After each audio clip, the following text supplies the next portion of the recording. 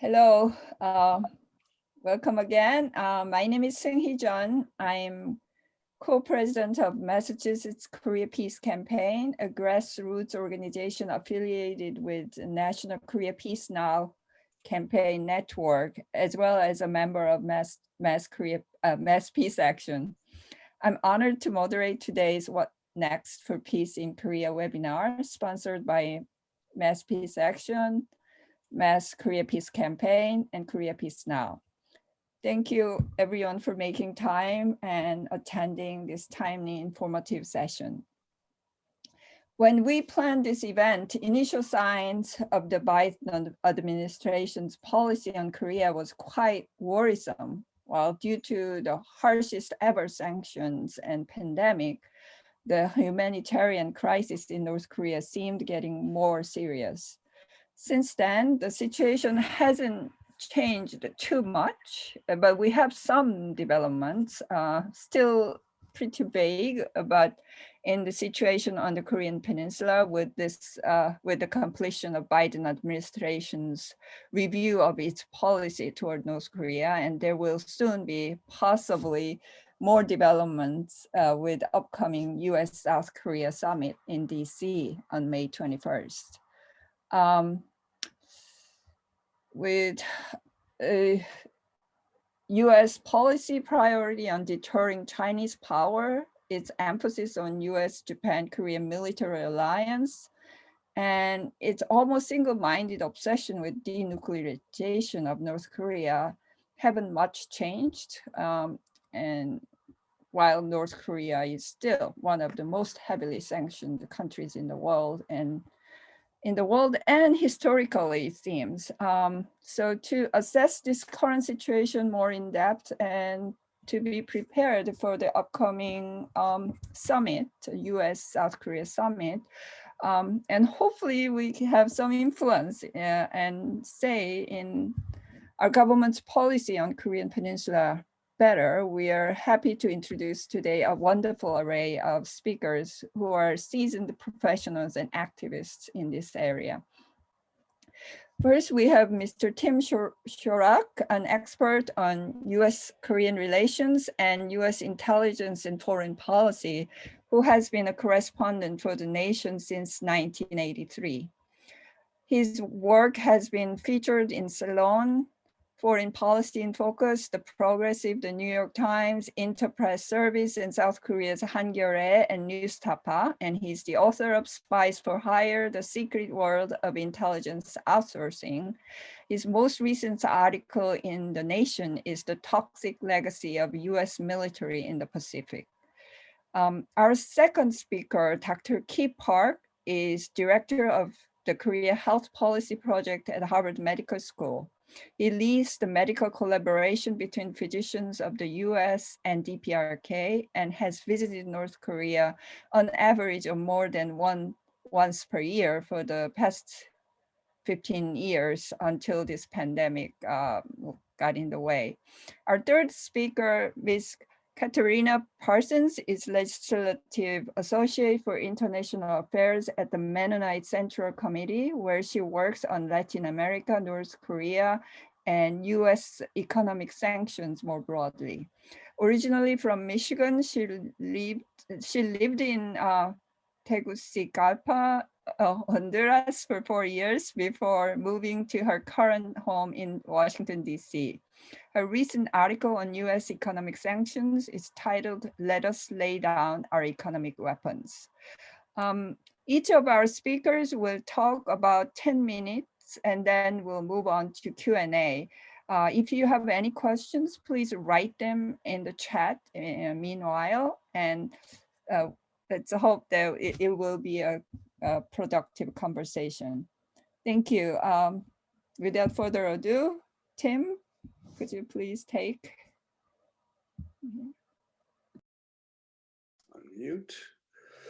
Hello, everyone, and thank you to Mass Peace Action for inviting me once again. As I was saying before you all came on, that I was in Boston and Cambridge 4 years ago, talking. Actually, it was November 2017, talking about US and North Korea. And at the time, it looked like we were getting very close to a military conflict on the Korean Peninsula. And it was a very worrying kind of situation. And I'm glad we've moved past that. I'm glad, there was President Moon Jae-in made peace initiatives in January and February of the next year. And, talks began between North and South, and then between the US and the North Koreans. But they broke down after not too long. The US talks with North Korea broke down in May 2019 or March 2019 at the second summit between Trump and Kim Jong-un. And unfortunately, that at that meeting, basically it was an Trump and John Bolton, who was his national security advisor at the time, presented a kind of, all or nothing proposal where North Korea had to give up everything to get any movement on sanctions whatsoever. Reducing the sanctions was a real key goal, and reducing sanctions and normalizing relations with the US was a key goal of the DPRK at the time. And this all or nothing deal meant that there could be no agreement at all. And that really went against the grain of what South Korean leadership under Moon Jae-in was trying to do, which was to have a kind of, step-by-step progress, each side making concessions and movement toward the other, while they restored some kind of normal relations and tried to reduce the tensions in various ways. And that tension has remained in the US policy and in South Korean policy as well. And so, after the collapse of the talks in Hanoi in 2019, Trump, basically lost interest, and his whole administration lost interest. And there was, basically since then, they lost interest, but they also blocked some attempts by South and North Korea to reduce tensions economically by, increasing cooperation or building cooperation. For example, there was a project that Moon Jae-in and Kim Jong-un had agreed upon to link their railroads, and also to start, help South Korea would start helping North Korea rebuild its railroad system, which was, has been, neglected in the last few decades. And that was blocked. And, any movement toward rebuilding the railroads was blocked by the UN command, which is commanded by a US general. And so they prevented that from happening. And there was a lot of tension between the US and South Korea over those issues. And so when Biden was elected, and then since he took office, there's been a kind of, as there's been this review of Korea policy, but they made it very clear from the very beginning that they weren't going to do any kind of deal. They weren't going to talk at the top level like Trump was doing, and also that they would go back to, bring Japan into the talks, and not necessarily into the talks, but into the U.S. internal deliberations, and bring Japan in, and then consult South Korea as well. And they also made it very clear that their number one foreign policy goal was, containing China and trying to, supposedly reduce China's, supposed expansion, military expansion, what they see as a direct threat to the United States. And so when Sung-hee was saying at the beginning that it looked, the policy looked quite worrisome, that was correct. And to me, I wrote some articles that you can see at The Nation where I was, going over the background of Tony Blinken and other key administration officials and saying, their past role in Korean affairs does not look very good in terms of like for the future of getting any kind of peace agreement in Korea. And and I was particularly concerned about Blinken because during Obama period he was the deputy national security advisor, and he was very key on making sure trying to get South Korea and Japan to work much closer militarily, which is a long-term goal of the U.S. for decades. And under that administration, they kind of brokered an agreement between the previous South Korean president and the previous Japanese prime minister on the comfort women, these women who were forced into sexual slavery by the Japanese military. And this agreement was supposed to be, this great leap forward for relations among US, Japan, and South Korea. But it was repudiated by the Moon administration when it came in because none of the victims of this, sexual slavery were even consulted. And Koreans were pretty insulted by the whole agreement. And Tony Blinken was behind that. And behind that was like this, desire at all costs to have, US, Japan, South Korean military relationship. And that continues under Biden. Now they just completed this review. And I think I posted this article from the Washington Post that's on the chats now, which is the only reporting there's been, substantial reporting there's been on this policy change. If there's a change, they call it a new policy, and they say it's there's, unlike Trump, there's going to be no big bargains, and so they agreed to a more kind of step-by-step process. And the most important thing I've read about this, what's going to come out of the policy review, is that they have listened carefully to President Moon, who has been trying to get the US to, if they're going to negotiate with North Korea, begin with the agreement that Trump and Kim signed in Singapore, which was a very general agreement. But the first point of that agreement was to work toward normalized relations. And the second point of that agreement was to work with North Korea and South Korea on a peace initiative, on a peace process on the Korean Peninsula. And the US has really done neither one of those.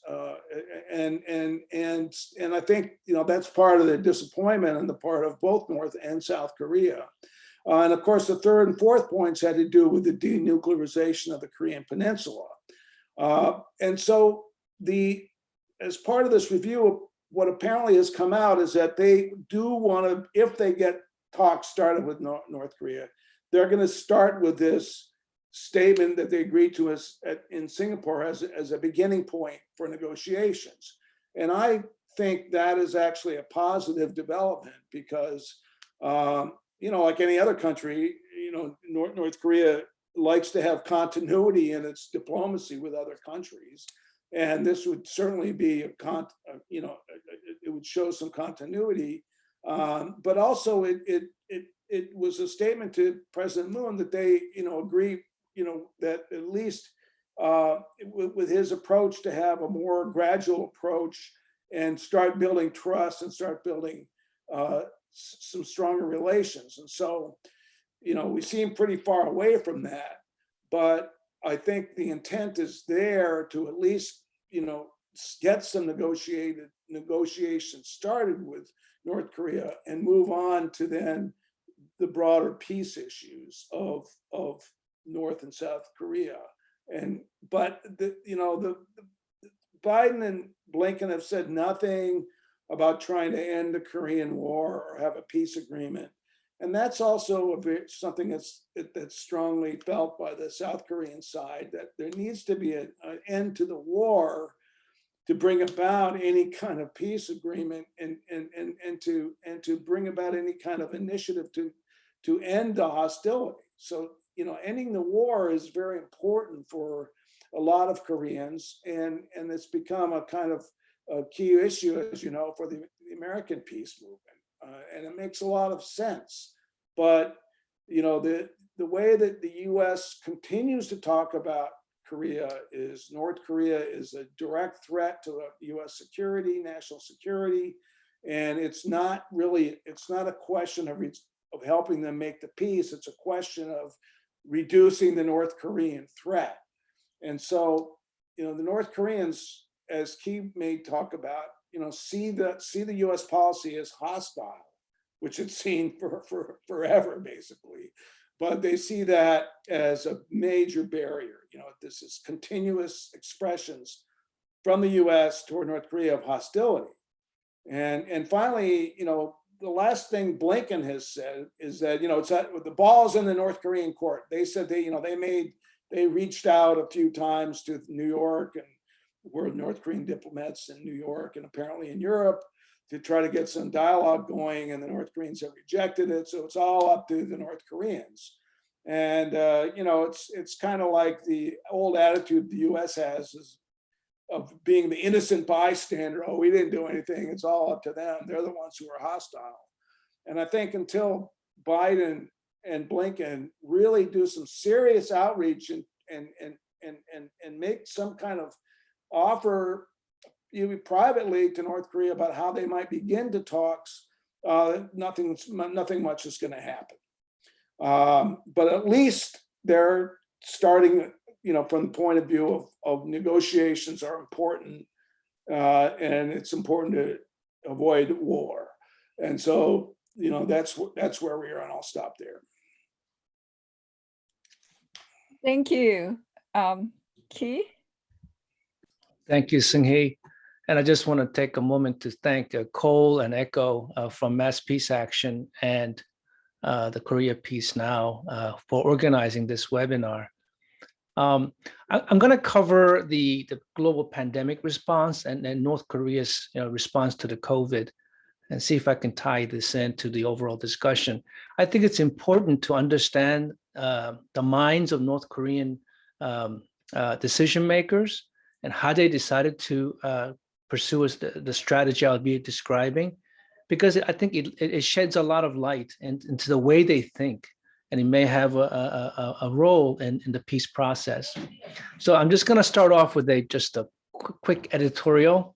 So in a globalized world, the best and the fastest way to control a pandemic is through a coordinated global response. We certainly haven't had that. What this really requires is an open sharing of data to fully understand the virus in its virulence and its transmission characteristics, as well as sharing all technologies related to treatment, including vaccines, right?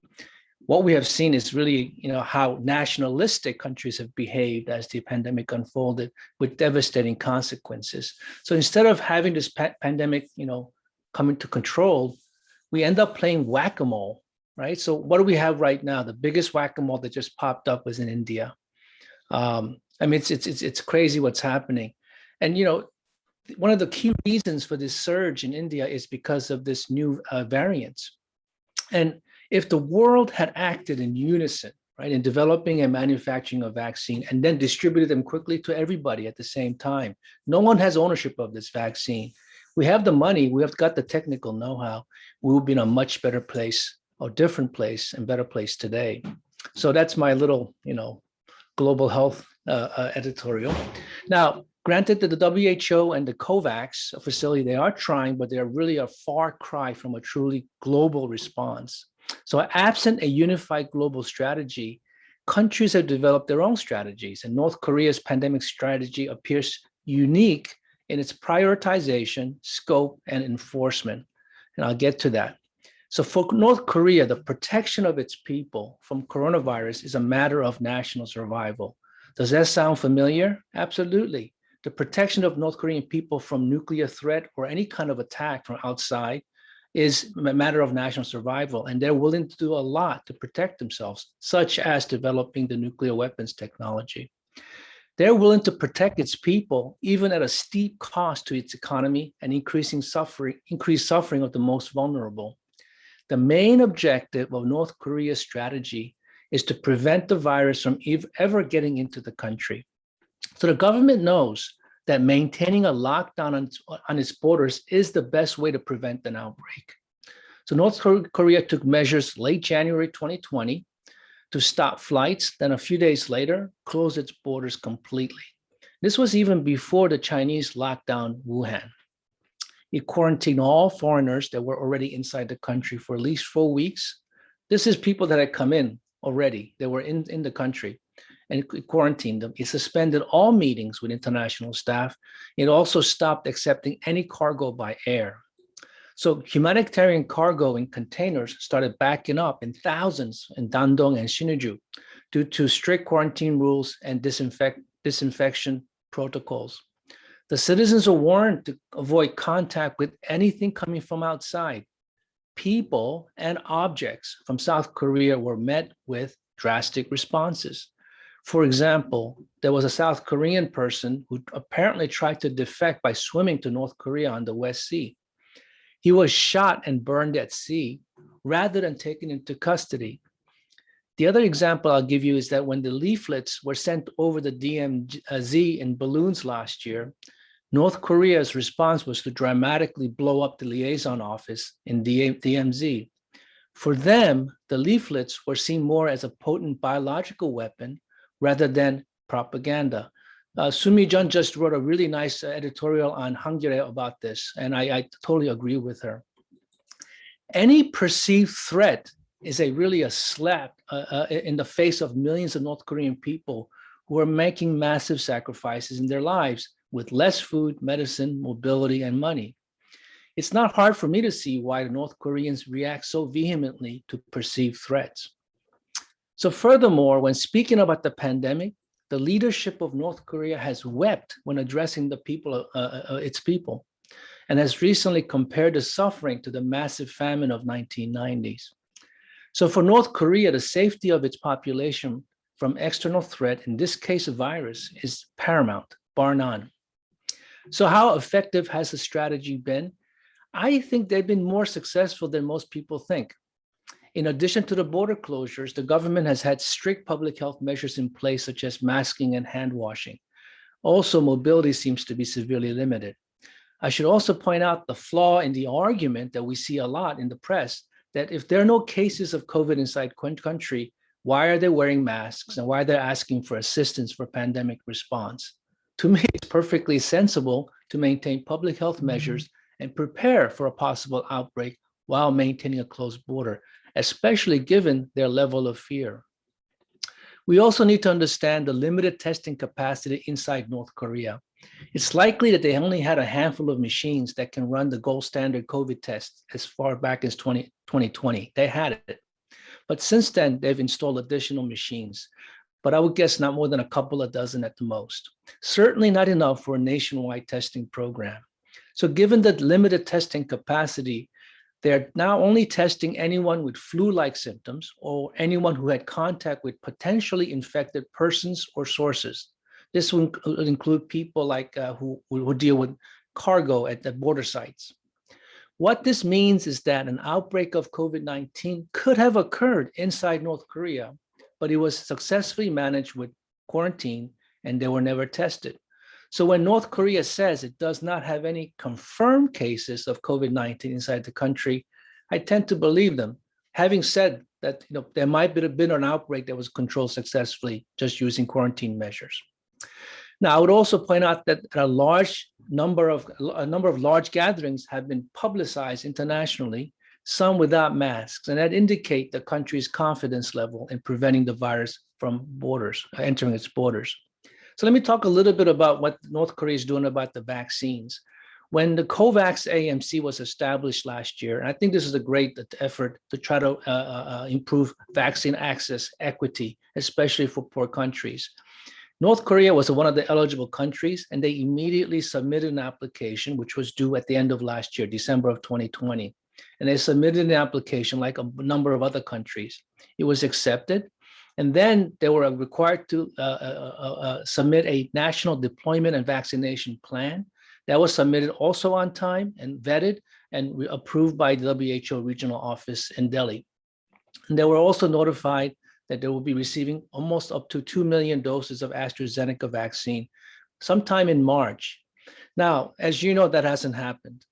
So what we know is that they're interested in accessing the vaccines because they apply for these things and put in the paperwork.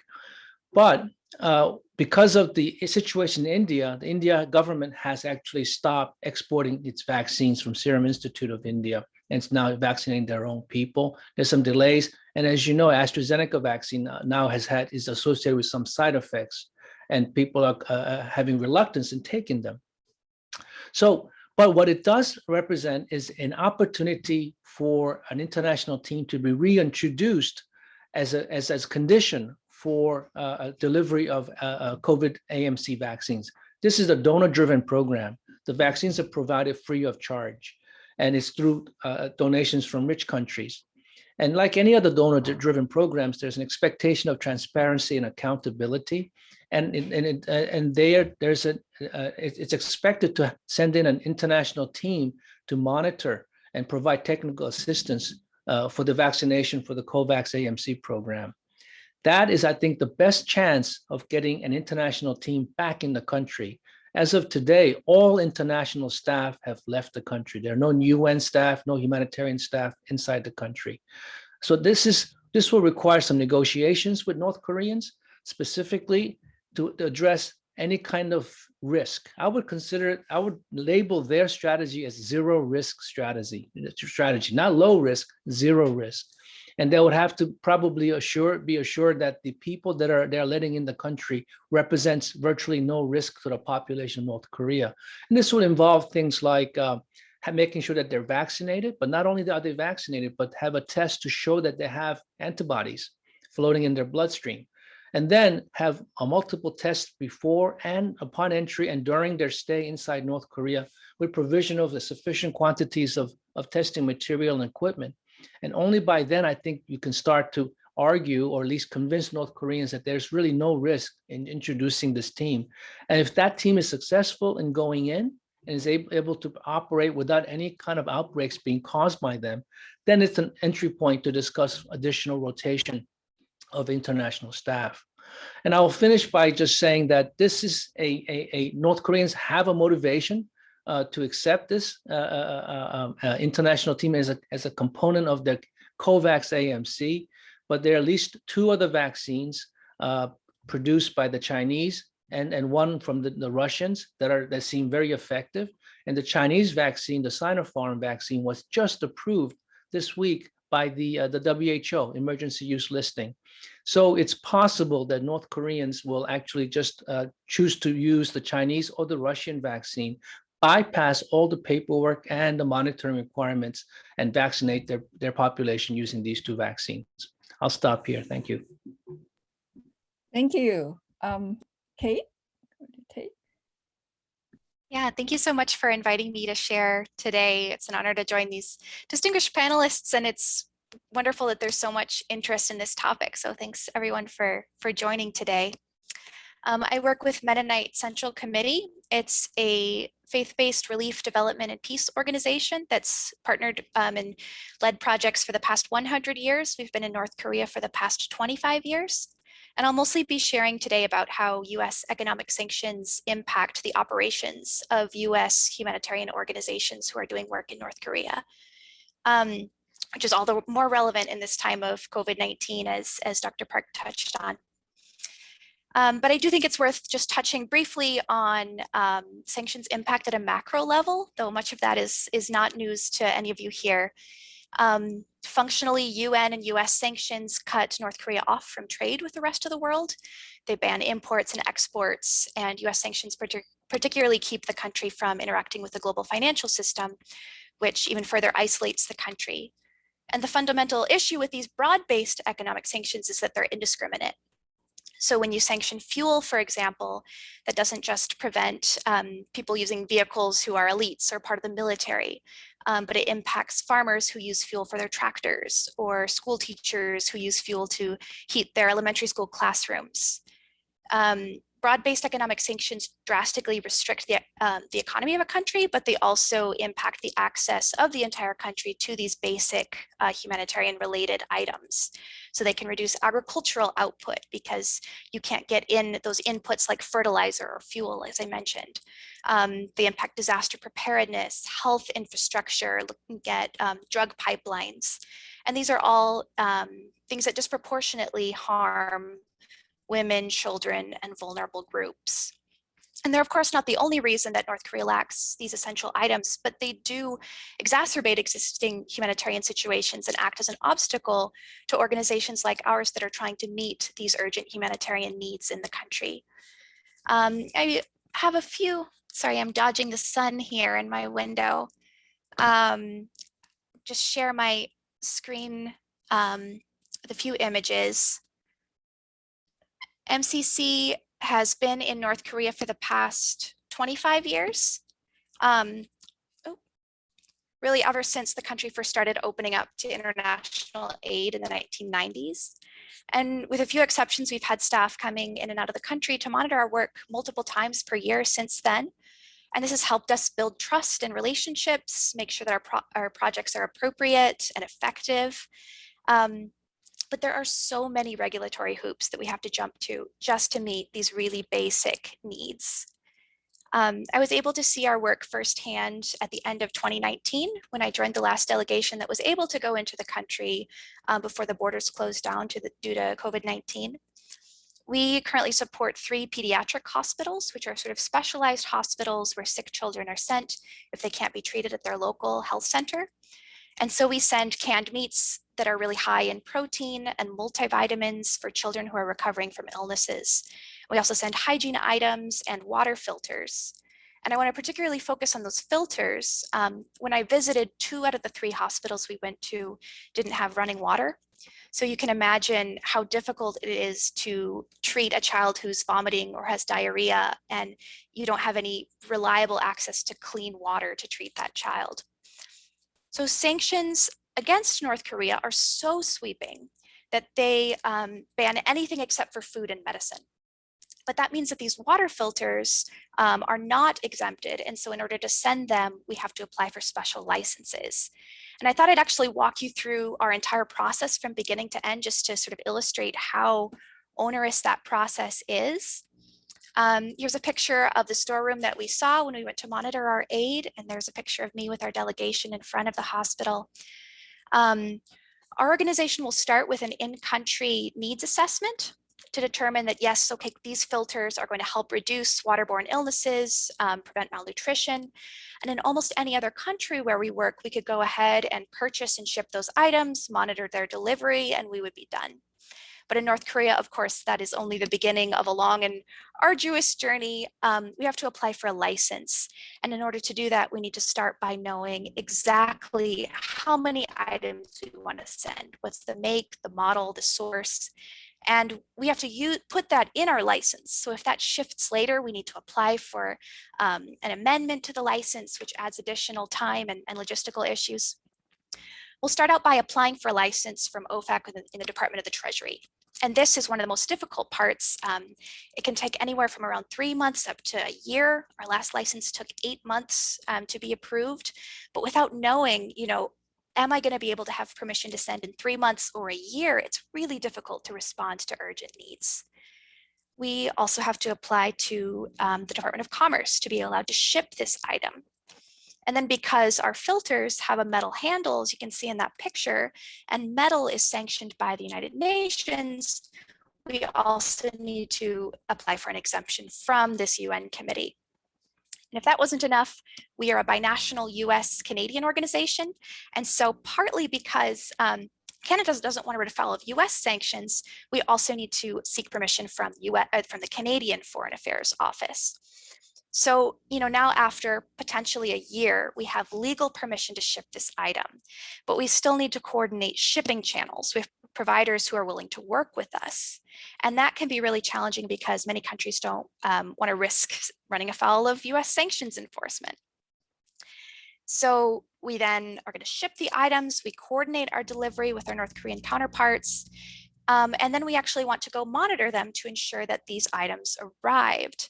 But to do that, we need to go to the State Department and get individual special permission for everybody on our delegation. And this actually means applying for a separate passport because we're not able to travel in on our regular US passport.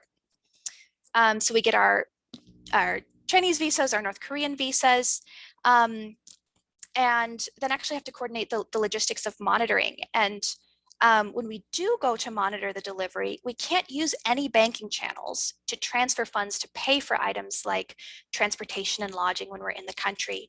So all organizations that work in North Korea have to actually hand carry in cash, which is just an additional level of logistical complexity. So this whole process can take years. And we are a relatively small organization that are sending very basic items that everyone seems to agree are strictly humanitarian, have no real use of or possibility of diversion or misuse. And I think what all of this illustrates is just how much the burden of proof is backwards, that we need to jump through all of these regulatory hoops to prove that our water filters aren't going to be misused, instead of US sanctioning authorities proving that sanctions aren't going to impact our ability to get clean water to children. And I think that's particularly frustrating when people talk about imposing these broad-based economic sanctions for human rights reasons. Because if you care about the human rights and well-being of vulnerable populations, we believe you should make humanitarian engagement easier and not more difficult. And just as sort of a personal aside, an example I think of is if you're working in a school and you're concerned about one of your students' home life, you certainly don't take away their free lunch because you're worried about how their parents are going to spend the lunch money. And you certainly don't expel the child to send a message to the parents.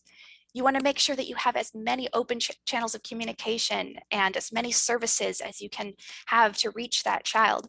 That's certainly not the mindset or the framework when it comes to North Korea. I think humanitarian work, as Tim and Kee sort of touched on, is seen as an afterthought in a political sphere that's much more focused on security.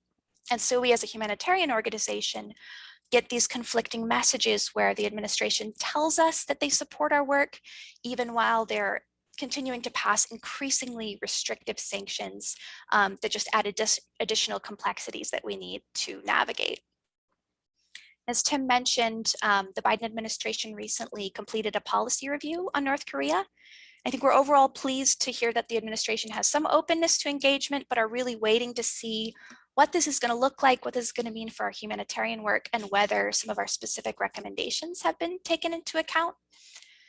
So some of the measures that we're pushing for as a humanitarian community, we've talked to the State Department about lifting the travel ban, or at the very least, allowing humanitarian workers who travel in multiple times per year to use the same passport multiple times. The North Korea program director for our office has a stack of passports that's this tall because she has to enter 2 to 3 times per year in an ordinary year. We've called for an expansion of the items that are exempted as humanitarian items, creation of a banking channel that would actually make those transactions easier, and also track 2 dialogues or people-to-people exchanges that can build the understanding that's really foundational for peace. So we're active in advocacy to the administration, but there's also a lot that can be done from Congress, because many North Korean sanctions that affect our work are really built into law. And Congress can also help us push the administration on certain measures. So legislatively, one bill that I wanted to highlight that I think very narrowly and helpfully addresses humanitarian issues is called the North Korea Humanitarian Assistance Act. I can put the information in the chat afterwards. And this calls for many of the things that I just mentioned, the expansion of humanitarian items to be not just food and medicine, but medical supplies, sanitation and hygiene, other basic humanitarian items. It calls for clarity and coordination on all of these licensing things that we need to go through, and many other helpful things. And this was a bill that was introduced this past year and reintroduced in February. And I'll highlight too, I think the resolution that's forthcoming to be reintroduced to end the Korean War is something that we see as related to humanitarian issue, and that peace is fundamental to well-being, and this would help to dial back the tension in ways that make it easier to do our work. And I'd also touch on, I think, broader advocacy efforts to rethink sanctions more generally. because what's happening in North Korea is not unique to North Korea. Sanctions are interrupting life-saving aid to Syria, to Iran, to Cuba, to Venezuela. And advocates are talking about the importance of impact assessments to really understand how sanctions are affecting the communities in these countries. So currently are not systematic reviews of sanctions humanitarian impact, or even how effective they are at meeting policy goals. So there's also calls to put sunsets on sanctions, in that we can stop doing them once it's clear that not only are they not effective, are they not working, but they're also actively harming populations. I think in general, we hope to shift the paradigm so that the focus is not as much on how to help humanitarian organizations navigate this minefield of sanctions and regulations that US policy lays out, but really ensuring that US policy minimizes harm and empowers the NGOs who have been on the front line, who understand the context, who have relationships in the country, can continue to flexibly and adaptively respond and meet need in the country. I'd close by saying, we are a faith-based organization that sees feeding the hungry and healing the sick as a direct expression of our religious faith. I know many people of conscience share these convictions too. And really at a fundamental level, we believe that we shouldn't need to seek special permission to carefully, responsibly provide food and healthcare to vulnerable populations, no matter where they are in the world. So currently borders are still closed. We don't know when we'll be able to next go into the country. Dr. Park mentioned all of the logistical issues that we'll need to confront as we continue our shipments and continue our projects. But I think what's really important is that US policy should not be a barrier in all of those barriers that already exist in responding to COVID-19 and responding to other needs around the world. We want to be able as an organization and as a humanitarian community to respond flexibly and adaptively, and really not have our government be an obstacle in doing any of that work. I know there's more opportunities for advocacy and engagement too, but I'll turn it back to Sung-hee to share about that. Thank you. Thank you so much for our speakers. It was really informative, up-to-date information sharing today. And I noticed there are a number of questions on chat. In the interest of time, I will read some of them and have our speakers to respond to them, and then we'll go from there. Okay, from Robin Harper, it's time for us to turn our attention, turn our interest in North Korea, view our view on North Korea from threat to ally. This is so true, and to do that, there are a lot of things to be done, and I think right now it's pretty far. But what are your thoughts about that? And then from Michael Goodman, about the fiction of UN command in South Korea, which has been blocking inter-Korean relationship development. If you have any comments about that. Also regarding the North Korean lockdown policy, that how they can't help seeing outside aid at this point very cautiously, and how difficult it is to get OFAC license. Okay, Tim, you want to start responding? Okay, I answered briefly the question on the UN command. It is a fig leaf for sure. It's probably one of the more dramatic instances of the United States manipulating the United Nations back in its early days.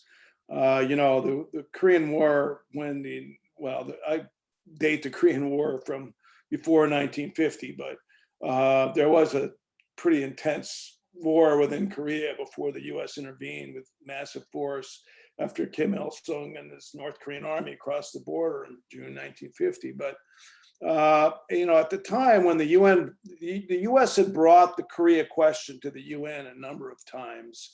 And in fact, the split of Korea was kind of made into a permanent split when they had a UN vote, supervised vote, and like North Korea, the Northern Korean government did not want to have this vote, and of course the South Korean government under Syngman Rhee was all too happy to have a vote because they really could force a vote against unifying Korea. And the UN was involved in that. And then when the war began, the US went to the UN. The Soviet Union happened to be boycotting the UN Security Council because of the refusal to seat the People's Republic of China at the time.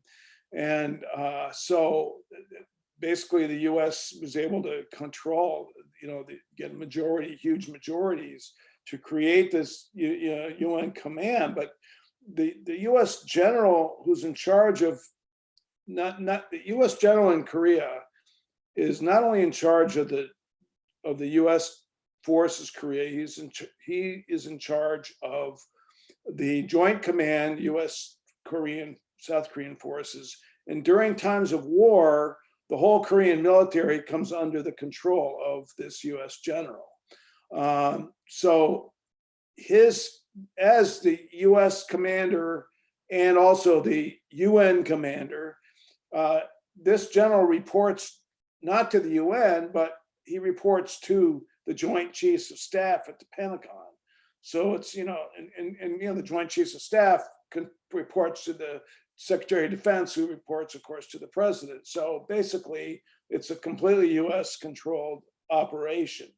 But to move toward peace, I mean, the UN command supervises the armistice that was agreed to end the fighting in 1953 between South Korea, between the signatories were the US as the head of the UN command. South Korea would not sign it under Syngman Rhee, but they were part of the signatories because they were part of the UN command.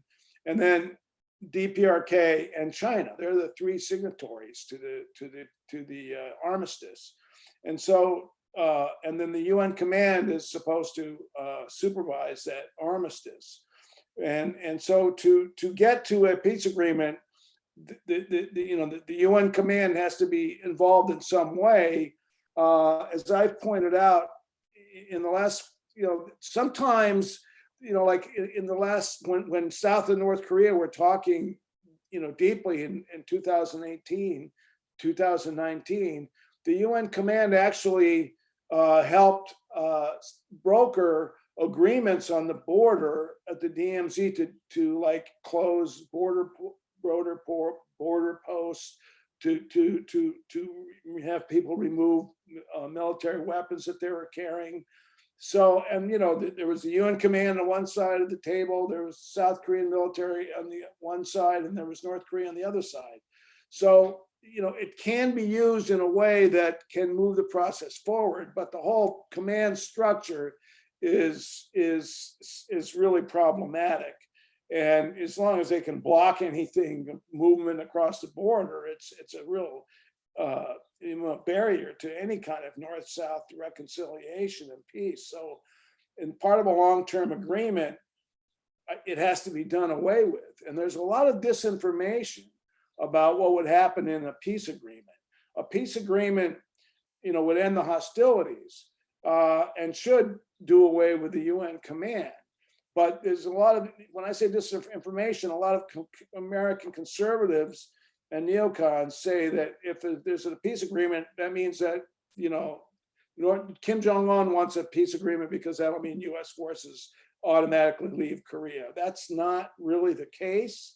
There have been negotiations in the past where the DPRK said they might accept a US presence in South Korea for a certain amount of time. It's all up to negotiation. And so I think that it's much more complicated situation with UN Command than is made out to be. But the issue is how to create a new relationship with North Korea, and also with South Korea. Why does our relationship have to be always military alliance? We can be friends with South Korea without having, command of their army, without having 28,500 troops there, and this massive military structure in Northeast Asia. So, I think that is the issue: is how to, make a peaceful transition from this really war-torn situation to a normalized situation. That is really the key, and that takes the United States, deciding it wants to do that. And I don't think that fundamental decision has not been made, and that's where I think the peace movement has a huge role to play. Totally. Kee and Yeah, I'll make a comment. And Tim had alluded to this hostile policy. I think that, let me just unpack that a little bit. So for North Korea, this is my assessment. They're unable to parallel process. They see US as one entity, and if one entity, and then they want to meet them as equals.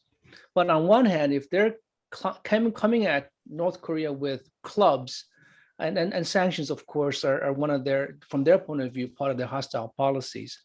So they're, applying these crushing sanctions, economic blockade, to that level. At the same time, they say, well, let's start talking.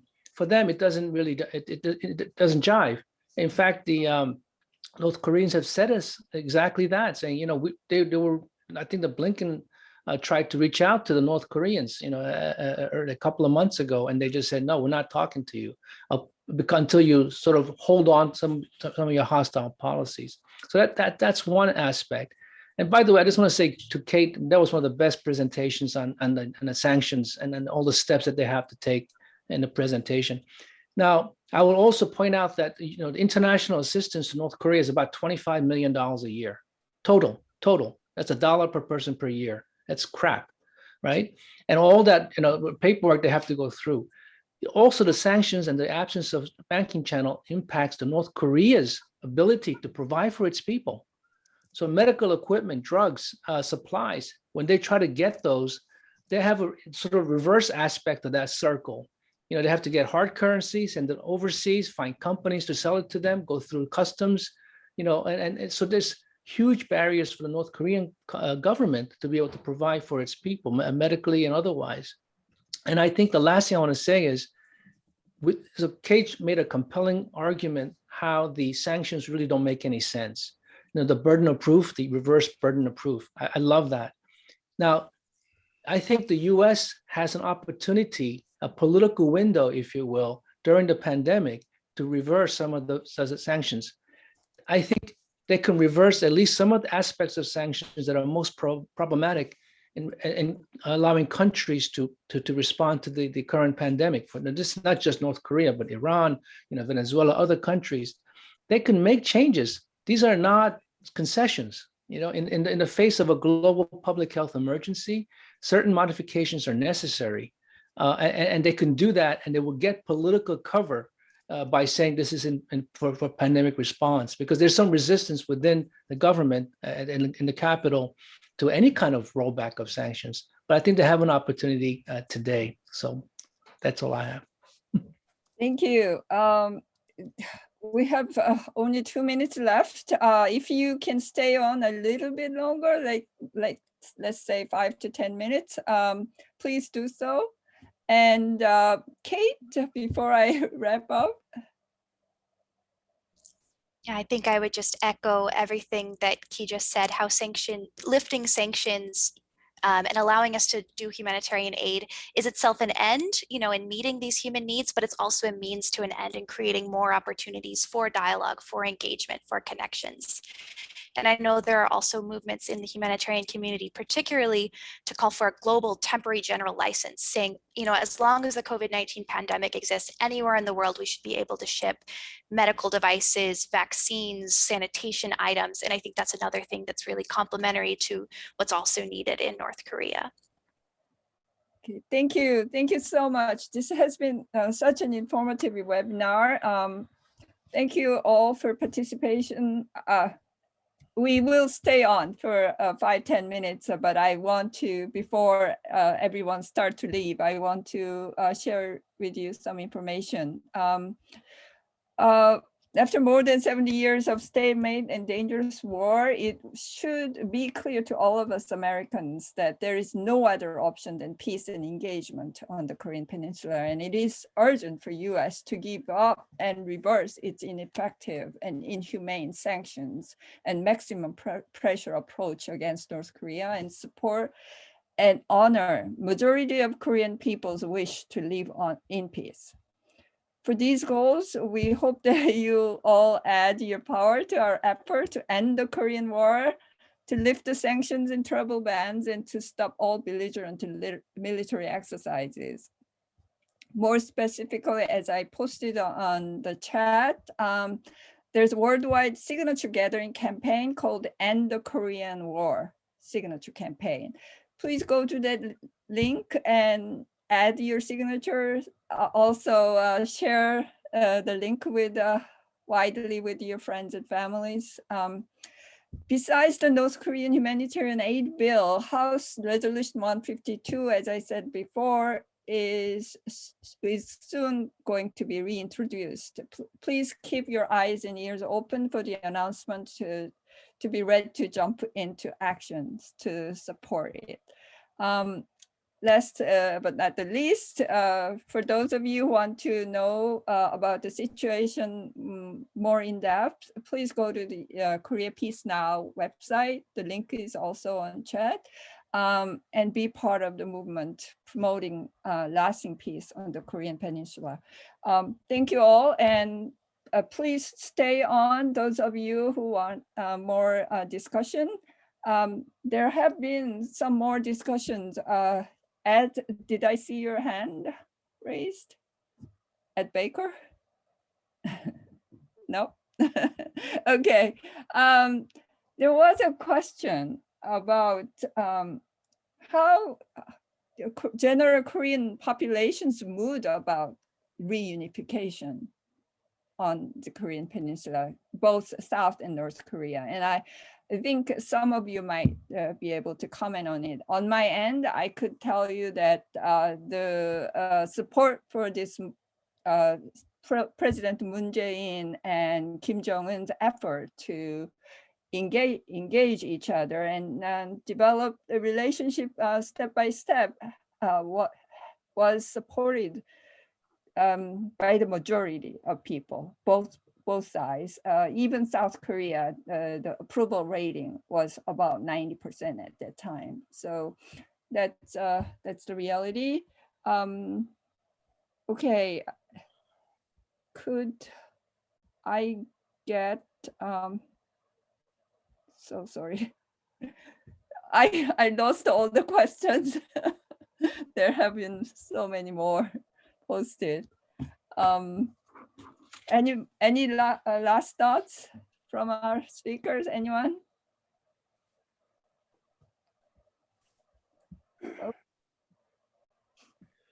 Okay, I would just like to say that I too was, really impressed by both presentations on about North Korea and the sanctions, and it just seems to me that the sanctions, as a movement of our peace movement, I think really it's already doing this. But I mean, sanctions is just such a terrible weapon that we've been using for so long, and it's just, I mean, the bureaucracy around sanctions is just unbelievable. OFAC and the Treasury, and it seems like every week there's another press release from OFAC about some other official in North Korea or China or someplace that's being blackballed because of this or that, and it just doesn't stop, and it's become this major hammer in U.S. policy. And it's just, it's the first thing people always think of. Anytime there's a problem with another country, oh, sanctions, sanctions, sanctions. No one ever thinks about how it affects your average person in these kind of countries, Cuba, North Korea, any place where there's, Venezuela, any place where there's these heavy sanctions. And it's just it's such a cruel policy. Not to let, someone who wants to do humanitarian aid, you have to go through all these hoops. It's just ridiculous. And, it's like our effort, our wish to help other countries and help people in other places is just stifled unless they're politically, correct. That's the only way you can help people is they have to be on the right. They have to have the right political thinking. And it's just such an obscenity. And, I really do think that it as a weapon, it's a weapon of war. And somehow we've got to, change that. Thank you. I totally agree. Alice Slater. I wanted to add to what Tim is saying. I know at World Beyond War, we're working on sanctions, like to get out more, because people, Kate, your presentation was fabulous. It was so clear. It really showed what the sanctions did and how awful they are, the bureaucracy of it and everything. And, they're getting away with murder. It's kind of like drones. They say sanctions, so you think, oh, big deal. We're not sending soldiers to shoot people, so it's okay. Like it's not really war, but it is war. And we had a webinar with a Russian former ambassador.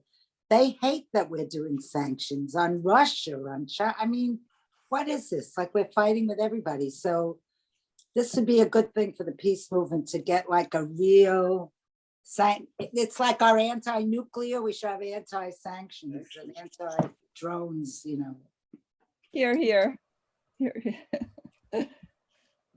Okay. Well, thank you so much, everyone, for taking time on a Monday night. And it was, as so many people have already said, it was such an informative webinar. Thank you, our speakers specifically and particularly. All right, have a nice evening. Bye. Bye. Everyone, goodbye.